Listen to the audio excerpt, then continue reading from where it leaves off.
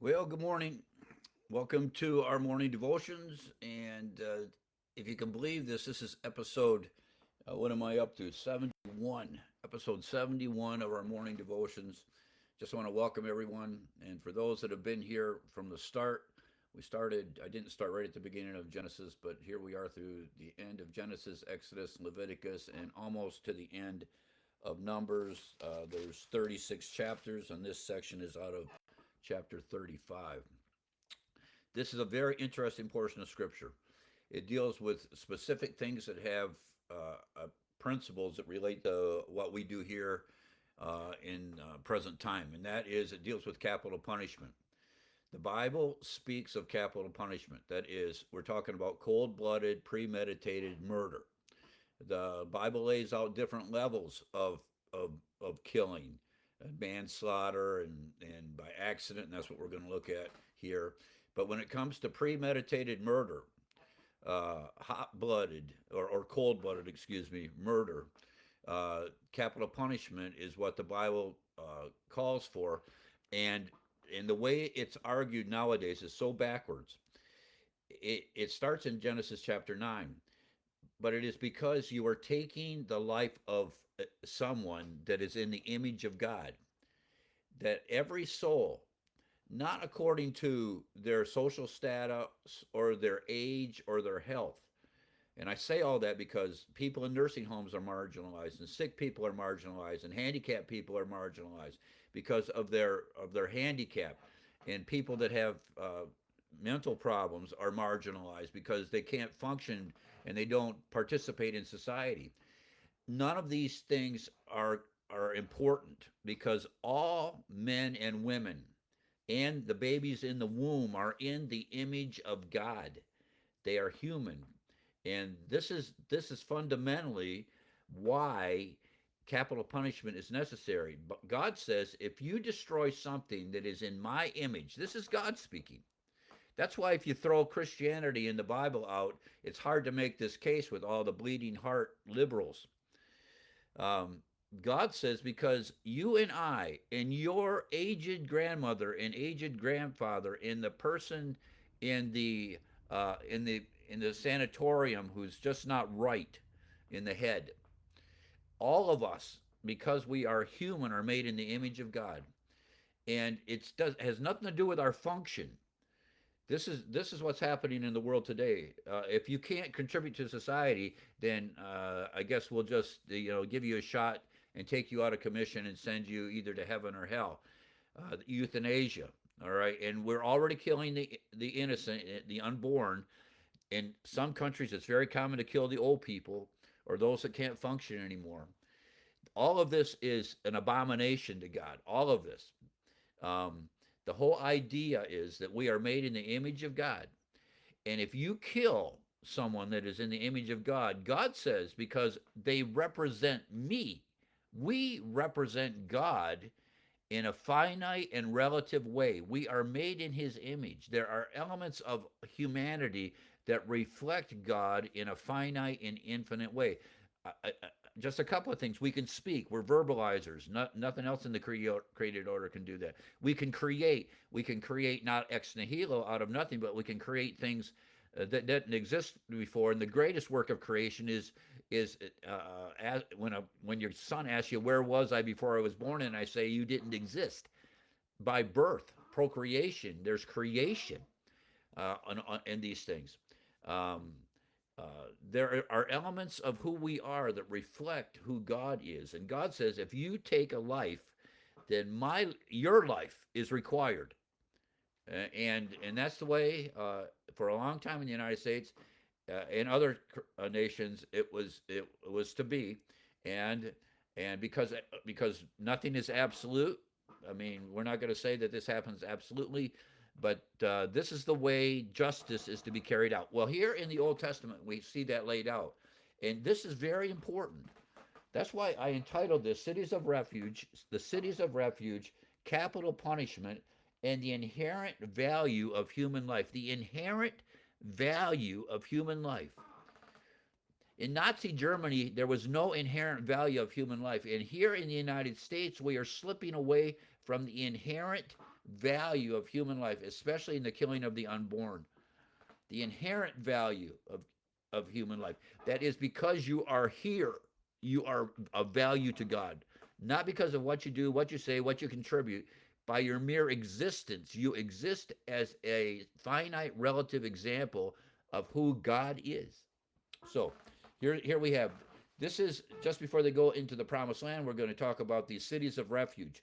It says, and these cities of refuge are there in case someone either kills somebody on purpose, premeditated in anger, or if it's an accident.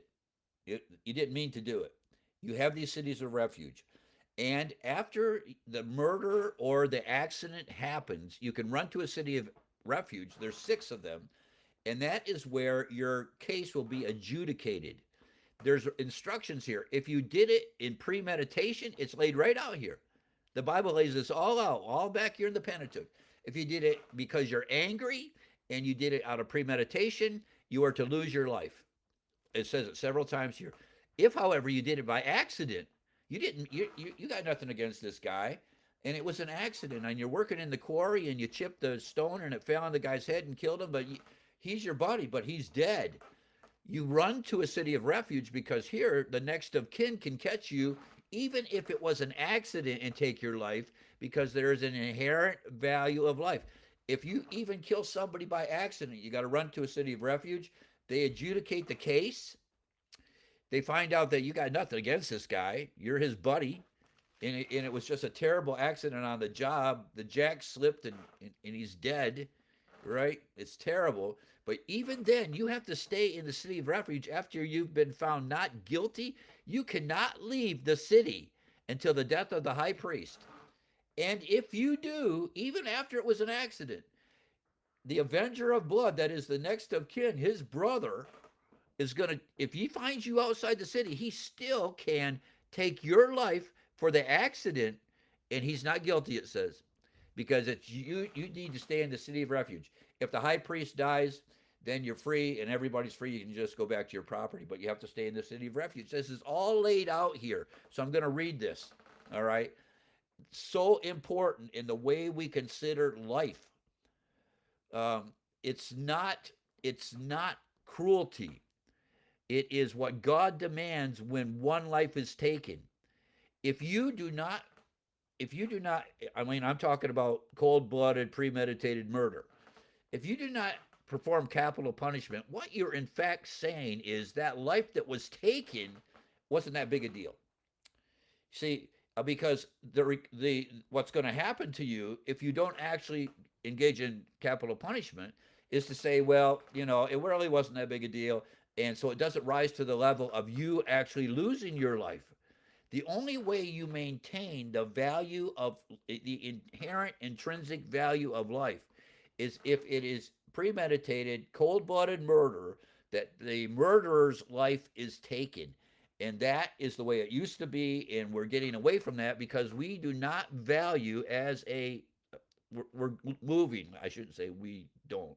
We're moving more and more in the direction of a culture of death, at least from the media and the liberals, than we are of a culture of life. And this will maintain a culture of life because they say, well, capital punishment isn't a deterrent. Yes, it is. You know why? It's dumb. You know why? Because that guy, after he loses his life for taking another life, will never do it again. There's no recidivism. I think that's how you say it. But it won't happen again. Here we go. So this is Numbers 35:9. And the Lord spake unto Moses, saying, Speak unto the children of Israel, and say unto them, When ye come over Jordan into the land of Canaan, then ye shall appoint you cities of refuge for you. Cities of refuge.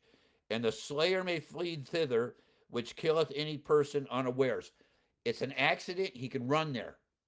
It was an accident. This is unawares. Big word. Unawares. Doesn't know. He didn't do it on purpose. And they shall be unto you cities of refuge for the avenger, because the avenger is the brother or the next of kin that is authorized to kill you because you killed his brother or his dad, your dad, accidentally. And they shall be unto you cities of refuge for the avenger, that the manslayer die not, until he stand before the congregation in judgment. You have to have this adjudicated. There's no this has got to go through the court system, is what this is. All right. And of these cities which ye shall give, 6 cities shall ye have for a refuge. Ye shall have 3 cities on this side of Jordan, 3 cities shall ye give in the land of Canaan, which shall be the cities of refuge, and 6 cities shall be the refuge, both for the children of Israel. Um, excuse. Uh, there's what I'm saying is there's 3 on Transjordan, east side, 3 on the west side. These 6 cities shall be a refuge both for the children of Israel, for the stranger, for the sojourner among them. Anybody that's inside your property, all right. Nations have boundaries, they have borders. All nations have borders. It's just absolutely illegitimate for a nation not to have a border. He says if you're inside the border of Israel, it doesn't matter if you're a traveler or a stranger. Everybody's got to understand the law of the land because you're in Israel. Anybody in the United States needs to understand the law of the land because you're in this great land of America. It doesn't say that, but this is the principle. These 6 cities shall be a refuge both for the children of Israel and for the stranger and for the sojourner among them, that every one that killeth any person unawares, it's an accident, may flee. And if he smite him with an instrument of iron, now he's got something to kill him with, so that he die, he is a murderer. That is, this says he's got a iron rod in his hand, and he whacks him and kills him. All right, he's got a weapon. The murderer shall surely be put to death. This is the law. All right, you kill him like this. This is murder. And if he smite him with a throwing a stone, that is, you drop a rock on his head, wherewith he may die, and he die, he is a murderer. The murderer shall surely be put to death. Or if he smite him with a hand weapon, now we're talking a weapon of wood. The other thing is just something he could grab. This is a weapon of wood wherewith he may die, and he die, he is a murderer. The murderer shall surely be put to death. This is the law. It sounds like the way it used to be here in the States. The revenger of blood himself shall slay the murderer. When he meeteth him, he shall slay him. That is, if you kill, it would be like if somebody killed my brother, Phil, and I knew who it was, and I could chase him down before he gets to the city of refuge, and I could take his life because he killed my brother. That's the point. Now, this guy, if he's smart, is going to run to the city of refuge so I don't catch him, so he gets to the city before I catch him. You see, this is the way it's going to work. He says, it says, but if he thrust him of hatred or hurt him, or hurl at him by laying of wait that he die, laying in wait. See, now it's premeditated. He's hiding. The guy comes by him and he kills him. This is where you get the issue of premeditation. It says, but if he thrust him of hatred or hurl at him by laying in wait, he's going to ambush the guy. This plan's been thought out, that he die, or in enmity. He's angry. He's the enemy. I hate that guy. That's what this is. Everybody. That's why you'll hear in court cases, how did they get along? Oh, they were fighting all the time. There is something to that, is what I'm saying. Just because that was happening doesn't mean they killed him. But that's why you got to go to the city of refuge to see whether or not, once this is adjudicated in the court of the city of refuge, whether or not the hatred was a big contributing factor. Even seeing like in the murder mysteries, give me the list of all the people that are angry at him. They always say that. That's here. It says, or in enmity, smite him with his hand that he died. That is, hit him with his fist. He that smote him shall surely be put to death. For he is a murderer. The revenger of blood shall slay the murderer when he meeteth him. You catch him before he gets to the city of refuge. The avenger the brother or the relative can take it. But if he thrust him suddenly without enmity, it slipped. This is horrible. He said, or have cast upon him without laying in wait. There was no premeditation here. This was an accident. The jack slipped. The car fell on him. It's not. He wasn't trying to hurt him. They were working together on the wagon, right? It went poorly. This happens. It happens all the time, even in a modern age. Accidents happen. He says, or if he thrust him through suddenly without enmity, he didn't hate him, or have cast upon him anything without laying in wait. There's no premeditation.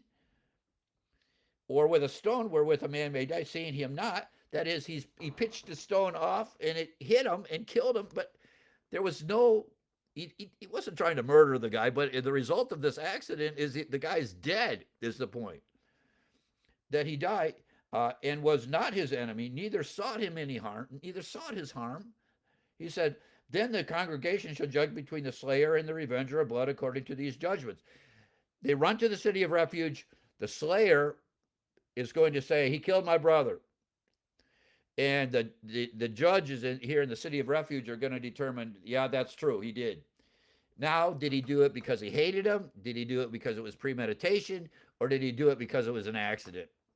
That's what they're going to figure out here. This is going to be adjudicated, all right? So they're going to try to find out. And the congregation shall deliver the slayer out of the hand of the revenger of blood, and the congregation shall restore him to the city of his refuge, whither he was fled, and he shall abide in it unto the death of the high priest, which was appointed with the holy oil. That is, if it was by accident, they adjudicate it. They say, you can't kill this guy because it was an accident. But he's got to stay in the city.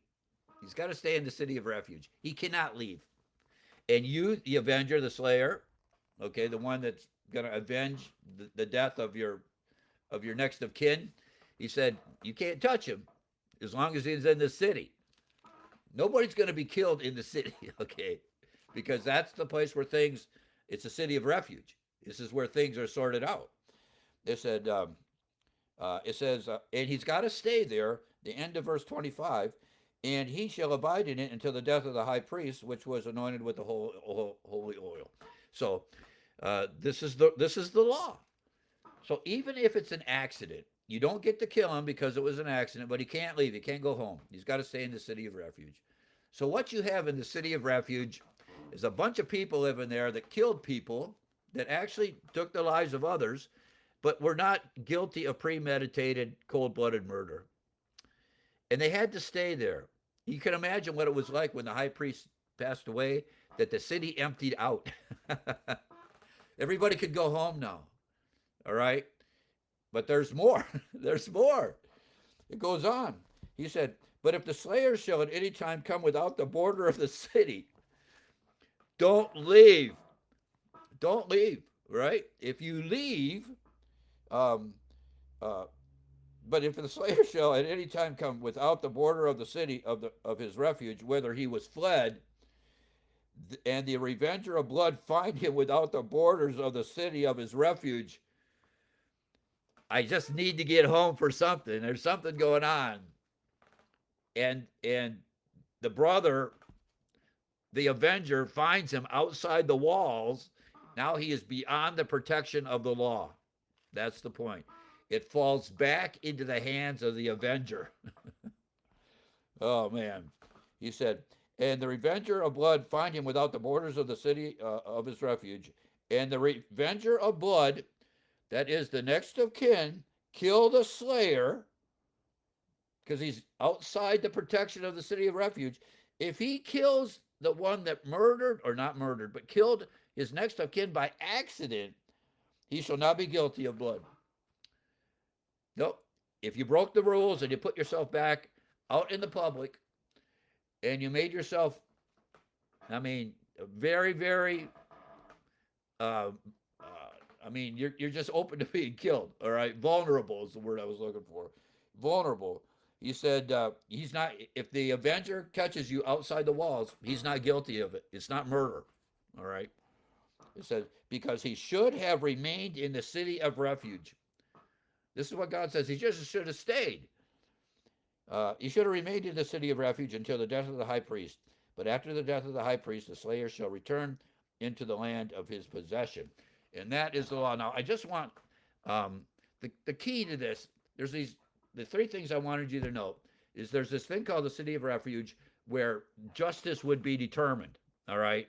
And And it doesn't say how this is done, but the law is all full of what's necessary as far as witnesses and it would have been like what we would say it would be like a court case. I mean, getting all the data together, making an informed decision. The second is there is capital punishment in the Bible if it is premeditated, cold-blooded murder. Clear here. It also teaches us, and that's why I said about the inherent value of life, that even if it is an accident, there is a way to protect the innocent, is the point. But if he goes out without the walls, he is not, the avenger is not culpable of murder if he takes the life of someone that killed his next of kin accidentally, because he still took a life. Isn't that interesting? Because even an accident is to destroy and take the life away from something, a person made in the image of God. Made in the image of God. Here, let me see. Quickly, I'll get back there. Uh, and I wasn't planning on doing this, but it's right here. Um, Here it is. This is all the way back in Genesis 9. This is where it all started.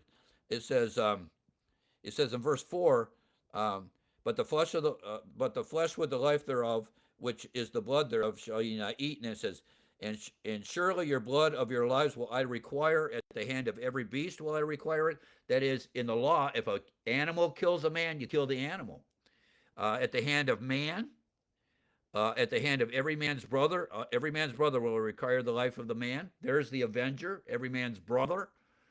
If you This is premeditated, cold-blooded murder. And here it is, verse 6 of Genesis 9. Whoso sheddeth man's blood, that is, this is premeditated, cold-blooded murder. Whoso sheddeth man's blood, by man shall his blood be shed. For in the image of God made he man. And there it is. It is fundamentally, capital punishment is fundamentally a theological truth because of who we are by virtue of creation. Let me say this too, and I got to get going.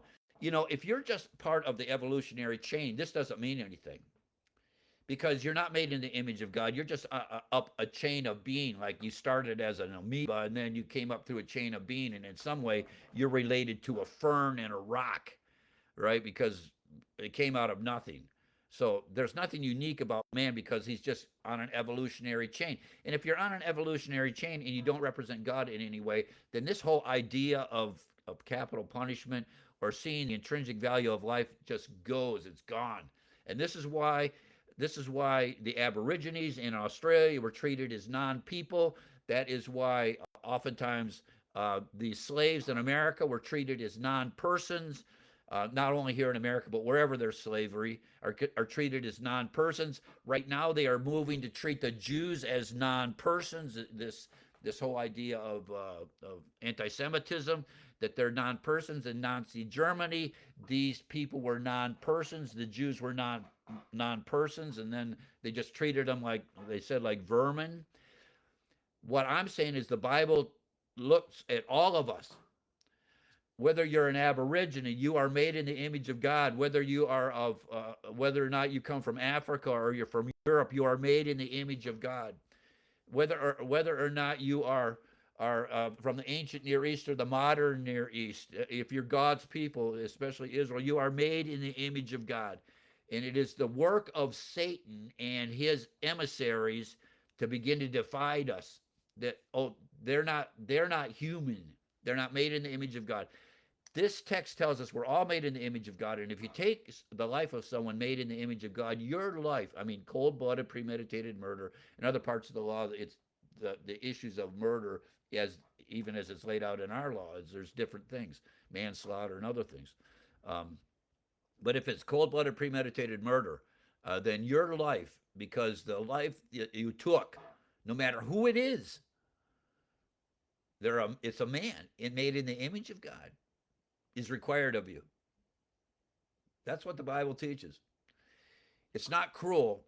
It exalts life. It says, don't touch it, don't kill it, don't take it, or you'll forfeit your life for it.